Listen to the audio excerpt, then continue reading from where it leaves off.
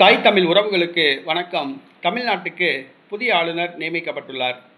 தமிழ்நாட்டுக்கு புதிய ஆளுநர் நியமிக்கப்பட்டுள்ளார் என்ற தலைப்பில் இந்த காணொளியை காண்கிறோம்.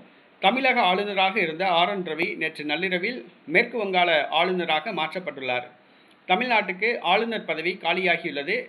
பாஜக தலைவர்கள் மத்தியில் தமிழக ஆளுநர் பதவியை கைப்பற்ற கடுமையான போட்டி ஏற்பட்டுள்ளது. மூத்த தலைவர்களிடம் காய் நகர்த்தி கொண்டிருக்கிறார்கள். இந்த சூழ்நிலையில் கேரள மாநில ஆளுநராக உள்ள ராஜேந்திர விஸ்வநாத் தமிழ்நாட்டுக்கு கூடுதல் பொறுப்பாக ஆளுநர் பதவிக்கு நியமிக்கப்பட்டுள்ளார். அவர் கூடுதலாக தமிழ்நாட்டு ஆளுநர் பதவியையும் கவனிப்பார்.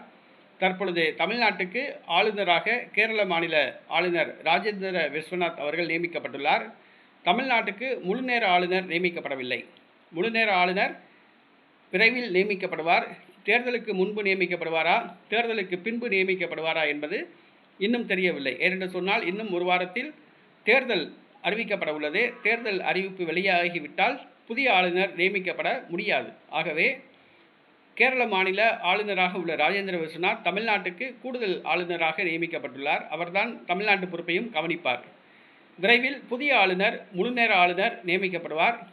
இதற்கு பாஜக தலைவர்கள் முட்டி மோதி கொண்டிருக்கிறார்கள். தற்பொழுது விரைவில் தேர்தல் அறிவிக்கப்பட உள்ளது. ஆளுநராக இருந்த RN ரவி மு.க. ஸ்டாலினுடன் மோதல் போக்கில் ஈடுபட்டு வந்தார் என்பது குறிப்பிடத்தக்கது.